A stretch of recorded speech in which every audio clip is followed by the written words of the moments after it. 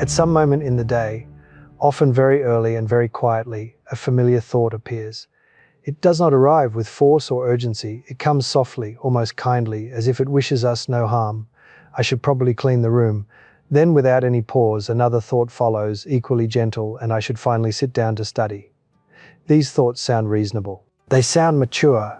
They sound like the voice of responsibility awakening, and yet before the body moves even a single inch, another voice intervenes, calmer, still, almost soothing. I will just lie down for a moment. Only a short nap, after all. It is only 2 o'clock in the afternoon. The day feels long. Time feels abundant. There is no visible danger in postponement. Today has already taken too much. The conversation with mother can wait. It is too late now anyway. She is probably sleeping, or perhaps she is busy. Tomorrow will be better. Tomorrow will be more appropriate. Then comes the final piece of cake. Just one last piece. Nothing terrible will happen from one small indulgence. Tomorrow, things will be different. Tomorrow there will be discipline, clarity, order. Today has been difficult. There is so much to do and the body feels so tired. The mind seeks refuge in small tasks that feel productive but demand no courage. Emails can be sorted, messages can be read, preparation can replace action, and the real work, the important work, can be postponed until the morning when the head feels fresh and the spirit renewed. The project is due in a month. There is time. There is always time. Proper nutrition. Books will be finished. Life will finally align with intention. This promise feels sincere. It feels honest. And yet for many it remains a promise unfulfilled. And so the year passes. We look back and admit quietly that our habits have not been admirable. They have left much to be desired. But then comes the comforting promise. The promise that has saved many evenings from discomfort and many days from responsibility. In the new year, everything will change. In the new year, there will be regular exercise. These thoughts are not rare. They are not unique. They visit millions of minds every single day. They belong to those who delay, who postpone, who live in the gentle illusion of later. And if you recognize yourself in these thoughts, you are not weak. You are not broken. You are not alone. For a long time, I believed that procrastination was a flaw of character, a personal failure, a sign of laziness or lack of discipline. I believed that some people simply possessed a stronger will, while others, like myself, were doomed to struggle endlessly against their own nature. But there is another way to understand this struggle, a clearer, kinder, and far more accurate way. One is emotional, impulsive, driven by comfort and fear.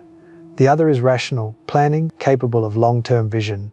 The authors call them the elephant and the rider. In a remarkable book by Petra Ludwig and Adela Schicker, titled End Procrastination, a simple yet profound model is offered to explain why we act against our own interests so often. It is not a model of blame but of understanding. It suggests that within each of us live two very different beings. The elephant represents our emotions, our instincts, our immediate desires. It is ancient, powerful, and strong. The rider represents rational thought, logic, planning, and conscious decision-making, and the imbalance between them is striking. The elephant is enormous, the rider is small. This difference mirrors the imbalance within the human brain itself, where the emotional limbic system often overwhelms the rational neocortex, and it explains something crucial. If emotions and reason pull in different directions, emotions will almost always win. This is why, at this very moment, you may be watching this video instead of studying or working. Not because you lack intelligence, not because you lack ambition, but because your elephant has chosen comfort over effort, familiarity over challenge, rest over growth, and the rider, exhausted, has surrendered control. The secret, however, is not to fight the elephant. The elephant cannot be defeated by force. It does not respond to shouting or punishment. The secret is to train the rider to guide the elephant gently, patiently, and wisely along the right path. Research shows that our ability to regulate ourselves depends on what scientists call cognitive resources. In the language of the elephant and the rider, cognitive resources are the energy of the rider. Imagine this energy as a glass of water. Every time you must convince yourself to act, every time you resist temptation, every time you push against comfort, a little water is poured out of the glass. When the glass is full, self-control feels effortless. When it is empty, the rider collapses and the elephant takes over completely. When cognitive resources are depleted, emotions rule. The elephant does what it wants. It watches series, scrolls endlessly, overeats, seeks distraction. And the elephant enjoys this. This is its nature. The good news, however, is that cognitive resources are not fixed. They can be replenished throughout the day and even strengthened over time. Studies show that cognitive resources depend heavily on nutrients, particularly glucose and simple sugars. A small glass of juice or a piece of fruit can restore a surprising amount of mental energy. Light physical activity, even a 5-minute walk, can return strength to the rider. Fresh air, movement, and brief rest are not indulgences, they are fuel. What matters most is timing. Many people wait until they are completely exhausted, until the glass is empty, until the elephant has already taken control. Then they wonder why discipline fails. Wisdom lies in refilling the glass before it is empty, not after disaster has begun. And this understanding changes everything. It replaces guilt with strategy. It replaces self-hatred with awareness. It shows us that procrastination is not a moral failure, but a predictable outcome of unmanaged energy and misunderstood psychology. This is only the beginning, because once we understand the nature of the elephant and the rider, we can begin to train them slowly, gently, and with remarkable results. There is a quiet mistake that many intelligent and capable people make when they finally decide that something must change. They believe that understanding alone will save them. They read books, watch lectures, collect insights, and feel a brief sense of relief, as if clarity itself were progress. And for a moment it is. Knowledge brings light, but light alone does not move the body. This is where many remain stuck, wondering why, despite knowing so much, their actions remain unchanged. The rider, now informed, speaks with confidence. He explains the plan, he outlines the benefits, he warns of future consequences. And yet the elephant listens politely and continues walking in the opposite direction. This is not rebellion. It is not malice, it is simply that the elephant does not understand arguments about tomorrow. The elephant understands only now, comfort now, pain now, safety now. This is why so many promises fail at the very moment they are made. When you say, starting tomorrow, I will wake up early, the elephant hears only one thing. Tomorrow, a vague distant land that does not exist yet. The elephant nods and agrees because there is no immediate cost. But when the alarm rings, tomorrow becomes now, and now feels cold, dark, uncomfortable. The bed feels warm, the body feels heavy, the elephant decides again, and the rider, half asleep and low on energy, loses control. What most people try to do at this point is apply pressure. They shame themselves, they speak harshly, they call themselves weak, lazy, undisciplined. They believe that pain will motivate. Sometimes it does, briefly. But pain is a poor long-term guide. The elephant does not respond well to punishment. It becomes fearful, defensive, avoidant. And fear does not create consistency. Fear creates cycles of effort and collapse. The wiser approach is to change the terrain, not the elephant. Imagine trying to guide a large animal up a steep mountain covered in loose stones. You could pull on the reins with all your strength, but eventually you would be exhausted. Or you could choose a gentler path, a road with fewer obstacles, a slope so gradual that movement feels natural rather than forced. This is the essence of sustainable change. One of the most powerful ideas presented in the work on procrastination is this: if a task requires strong willpower, it is poorly designed. Willpower should be a backup system, not the main engine. When your plan depends entirely on daily acts of heroism, failure is not a surprise. It is a certainty. The elephant prefers what is easy, familiar, and immediately rewarding. This is not a flaw. It is an ancient survival mechanism. In the past, conserving energy and seeking pleasure increased the chances of survival. The problem is not the elephant itself, but the modern environment in which it lives, an environment filled with endless stimulation, instant rewards, and constant distraction. So the question becomes simple, though not easy. How do we make the right action easier than the wrong one? The answer begins with reducing friction. Every unnecessary step between intention and action drains the rider's energy. If you want to exercise but your shoes are buried in a closet and your clothes are in another room, you have already lost half the battle. If you want to study but your desk is cluttered and your phone is within reach, the elephant will find an escape within seconds. Small adjustments matter more than dramatic resolutions. Preparing clothes the night before, leaving a book on the table instead of a phone, opening a document in advance so that starting requires only a single click. These actions may seem trivial, even childish, but they respect the true nature of the mind. Equally important is removing temptation. It is unrealistic to expect constant resistance in the presence of constant distraction. The elephant will win that contest every time. Wisdom lies not in resisting temptation, but in avoiding it altogether, not because you are weak, but because you are human. Another crucial principle is the power of starting small. The rider often dreams in grand visions. 2 hours of deep work, a perfect routine, a complete transformation. The elephant hears this and freezes. Large tasks feel dangerous. They signal effort, discomfort, uncertainty, and so the elephant refuses to move. But the elephant is surprisingly willing to take a single small step. 5 minutes of work, 1 paragraph written, 1 push-up, 1 page read. These actions do not trigger fear, they do not threaten comfort. And once movement begins, something remarkable happens. Momentum emerges. Motion creates motivation, not the other way around. Waiting to feel inspired is a mistake. Inspiration is a byproduct of action. When the body moves, the mind follows. When progress is visible, even if minimal, the elephant begins to associate action with reward rather than pain. There's also a deeper layer to this struggle, one that many overlook. Procrastination is often not about laziness, but about identity. The elephant avoids actions that threaten its self-image. If a task carries the risk of failure, judgment, or disappointment, avoidance feels safer. Not doing preserves the illusion of potential. Trying risks proving limits. This is why perfectionism and procrastination are close companions. When the rider demands perfection, the elephant chooses paralysis. The cure is permission to be imperfect, to produce something flawed, to take action without guarantees. Progress requires humility. The humility to accept small beginnings. The humility to fail visibly. The humility to learn through repetition rather than insight alone. When you stop asking the elephant to become something it is not, and instead design your life around how it actually behaves, resistance softens, effort decreases, consistency becomes possible. And slowly, almost without noticing, the rider grows stronger, not through force but through alignment, not through discipline alone but through wisdom. This understanding does not eliminate struggle, but it transforms it. The battle becomes quieter, the path becomes clearer, and the long war with yourself begins at last to turn in your favor. In time, another illusion reveals itself, one that quietly undermines even the most carefully designed plans. It is the belief that transformation must feel dramatic, that change announces itself with intensity, emotion, and visible effort. Many wait for this feeling as a sign that they are finally on the right path. They expect passion, certainty, and a sense of inner fire. And when daily action feels ordinary, dull, or even slightly uncomfortable, they assume something is wrong. But the truth is far more subtle. Lasting change rarely feels heroic. Most of the time, it feels almost boring. The elephant does not seek meaning or greatness, it seeks safety. And safety is found in what is familiar. This is why old habits feel comfortable even when they are harmful.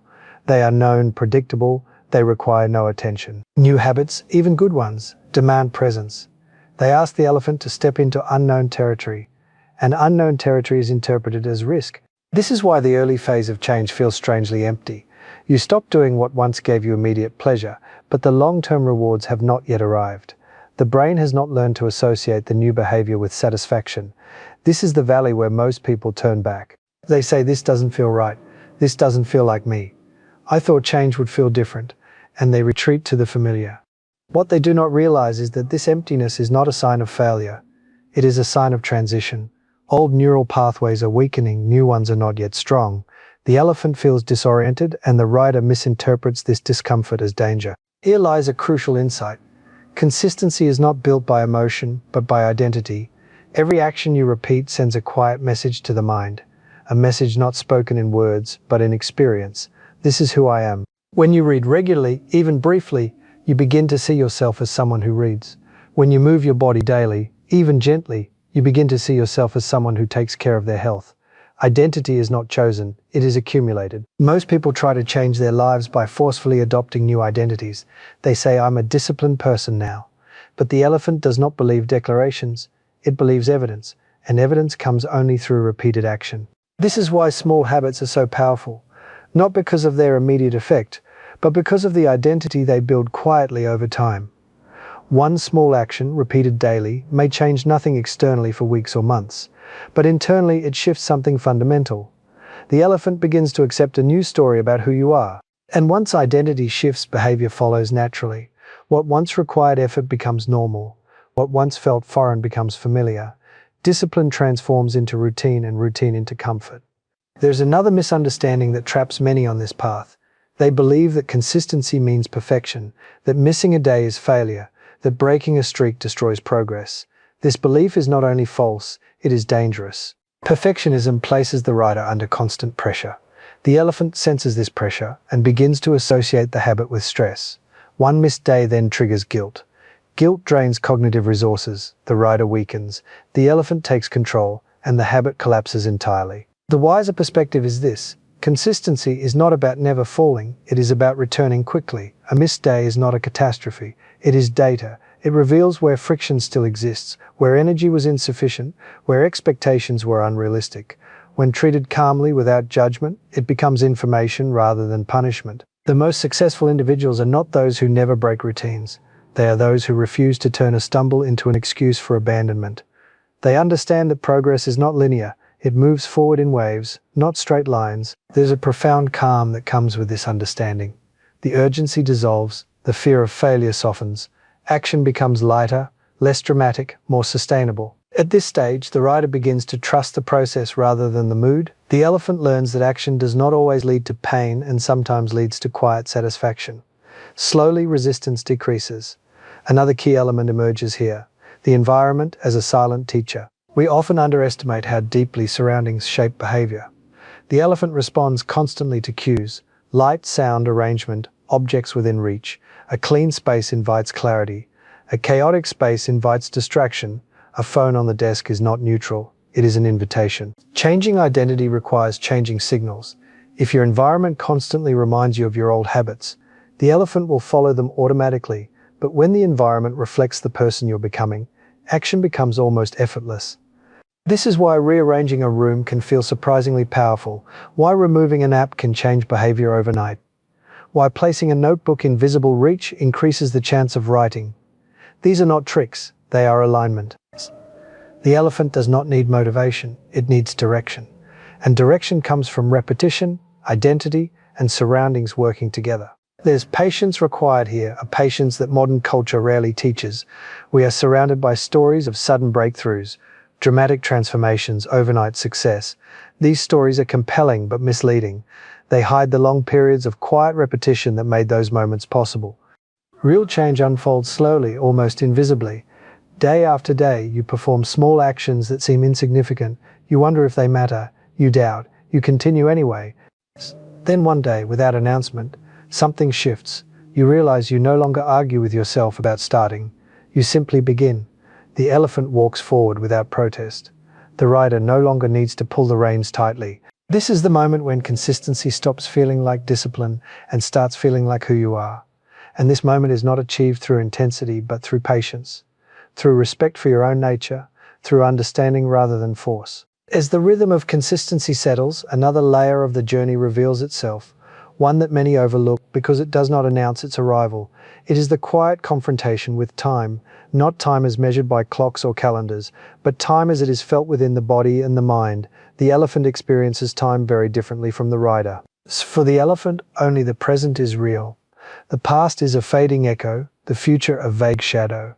The rider, however, lives in abstraction. He imagines months, years, outcomes, destinies, and when these two perceptions of time clash, tension arises. This tension often manifests as impatience. The rider knows where he wants to go. He has seen the map. He has calculated the distance. He understands that progress requires repetition. But after weeks of effort with little visible reward, frustration grows. The rider begins to question the path. Is this working? He asks. Shouldn't I be further by now? The elephant feels this doubt and grows uneasy. Unease is dangerous. It signals uncertainty, and uncertainty makes the elephant crave escape. Impatience is one of the most subtle enemies of consistency. It disguises itself as ambition. It says, "You deserve results now." It whispers that slow progress is a sign of inefficiency or error. And yet impatience ignores a fundamental truth. The pace of meaningful change is set by biology, not desire. The body adapts slowly. The mind rewires gradually. Neural pathways strengthen through repetition, not intensity. Just as muscles grow through consistent stress followed by rest, habits form through repeated exposure followed by integration. There are no shortcuts that bypass this process without cost. The elephant understands this instinctively. It resists rapid change because rapid change feels unsafe. The rider, impatient, often tries to accelerate the process by increasing pressure, more hours, stricter rules, higher expectations. But pressure does not speed up adaptation. It only increases the likelihood of collapse. Here wisdom takes the form of restraint. To move forward steadily, one must learn to respect the natural tempo of growth. This requires a shift in how success is measured. Instead of asking, "How much have I achieved?" a more useful question emerges: "Did I show up today?" This question speaks the language of the elephant. It focuses on presence rather than outcome. It rewards action rather than results. When success is defined by showing up, pressure dissolves. The rider no longer demands transformation. He asks only for participation. And participation, repeated over time, produces transformation without struggle. Another important realization emerges at this stage. Energy is not constant, it fluctuates. Some days the glass of cognitive resources is full. Other days it is nearly empty before the day even begins. Sleep, stress, nutrition, emotional load, social interaction, all of these quietly influence the rider's strength. Expecting identical performance every day is unrealistic. Worse, it creates unnecessary self-judgment. The elephant senses this judgment immediately. It feels accused, misunderstood, and when it feels attacked, it retreats further into comfort. A more compassionate approach recognizes variation as natural. On high-energy days, progress may be visible and satisfying. On low-energy days, consistency may look like doing the minimum, and the minimum when done regularly is enough. This principle is often misunderstood. People fear that allowing themselves to do less will lead to laziness. But the opposite is true. Allowing flexibility prevents burnout. It preserves the habit during difficult periods, when rigid expectations would cause abandonment. The key is to define a baseline so small that it feels almost impossible to fail. A version of the habit that can be performed even on the worst days. One sentence written, one stretch, 1 minute of focus. This baseline becomes an anchor. No matter how chaotic life becomes, the anchor holds. Over time, something remarkable happens. The elephant begins to trust the process. It learns that effort will not escalate endlessly, that showing up does not lead to exhaustion or punishment. Trust reduces resistance. Resistance consumes energy. With less resistance, more energy remains. This is how consistency strengthens itself without force. There's also a deeper emotional layer that surfaces as habits stabilize. When distraction fades, silence emerges. In silence, unresolved thoughts and feelings rise. Many people unknowingly use procrastination as a shield against discomfort.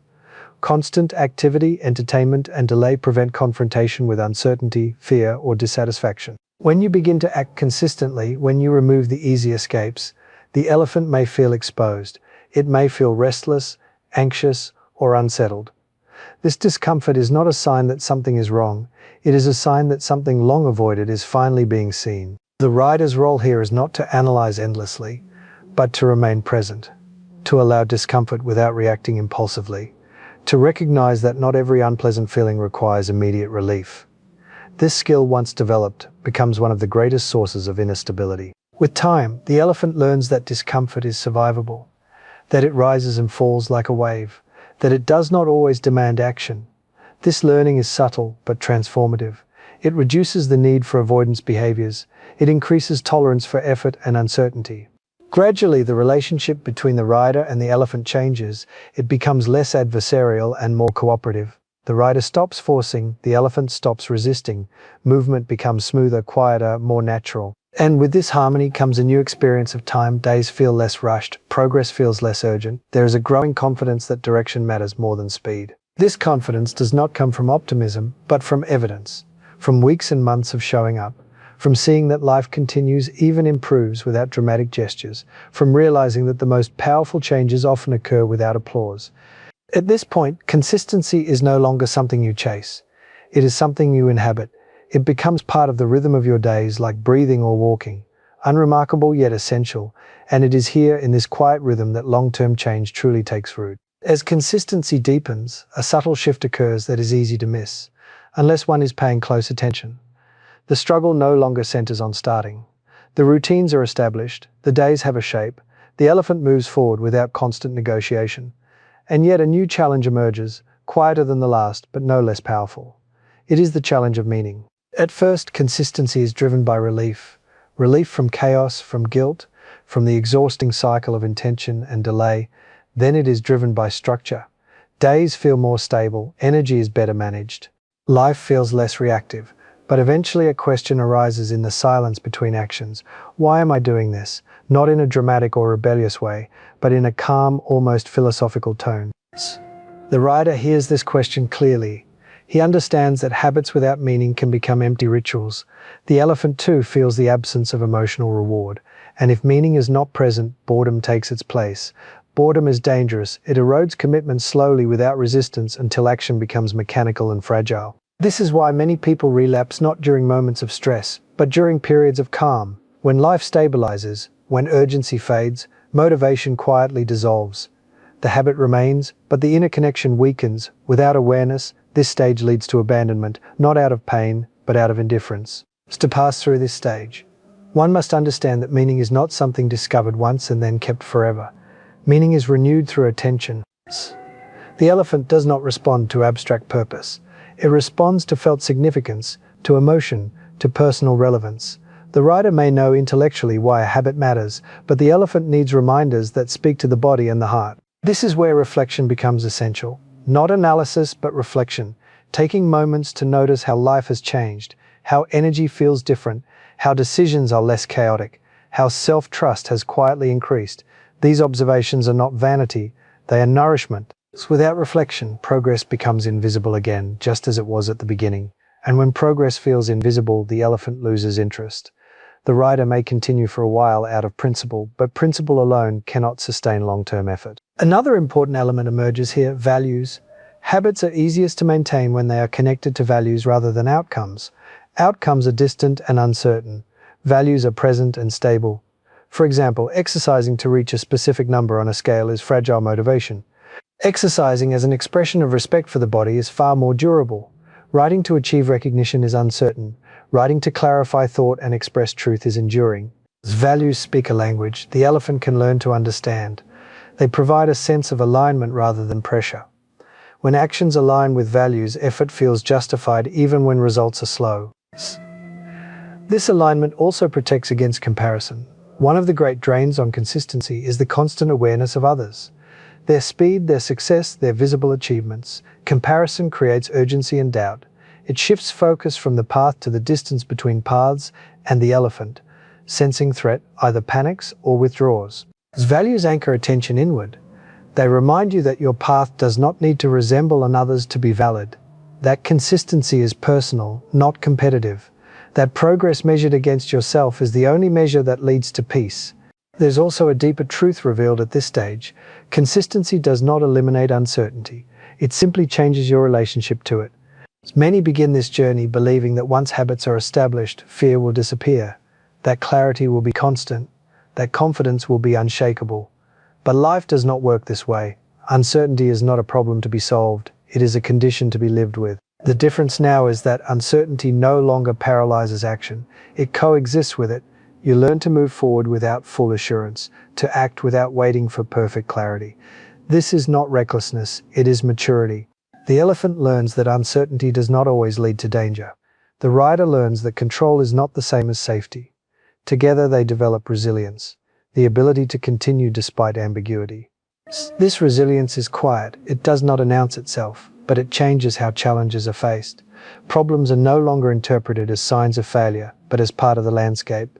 Setbacks are no longer personal, they are contextual. At this point, consistency becomes something deeper than habit.